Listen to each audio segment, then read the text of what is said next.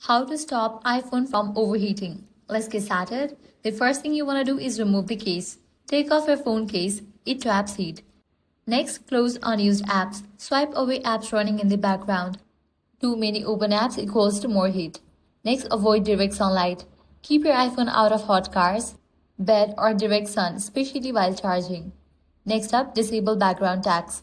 For that, open Settings, navigate to the option General. Click on the option Background App Refresh.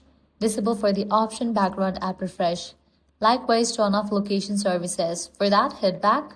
Navigate to the option Privacy and Security. Click on it. Click on the option Location Services. Disable for the option Location Services.